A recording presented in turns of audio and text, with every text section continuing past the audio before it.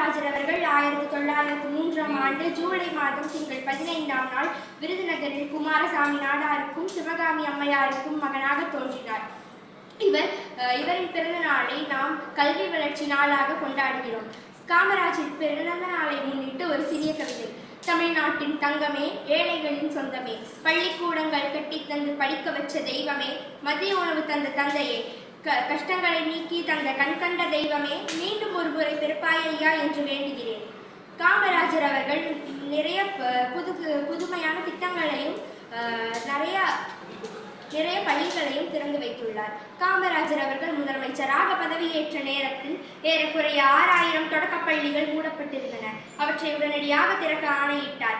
மாநிலம் முழுவதும் இலவச கட்டாய கல்விக்கான திட்டம், மதிய உணவு திட்டம், சீருடை திட்டம் என பல திட்டங்களை இயக்கி தீவிரமாக நடைமுறைப்படுத்தினார்.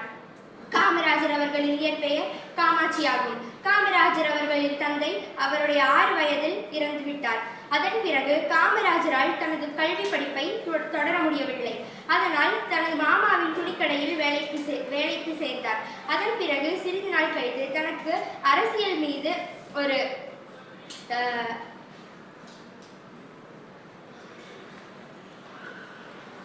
மீது ஒரு ஈர்ப்பு வந்தது. அதனை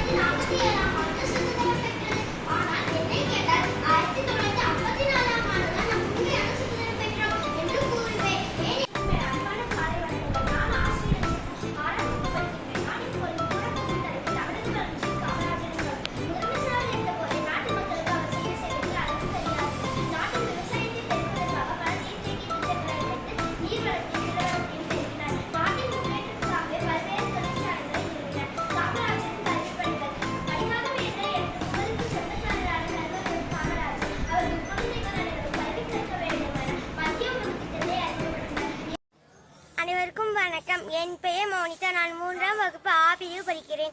நான் இப்போது கல்விக்கண் தந்த காமராஜர் அவர்களை பற்றி பேச போகிறேன்.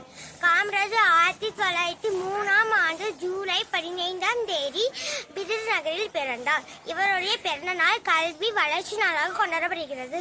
காமராஜர் பெற்றோர்கள் குமாரசாமி, சிவகாமி அம்மாள் ஆவார். இவருடைய இயற்பெயர் காமாட்சி.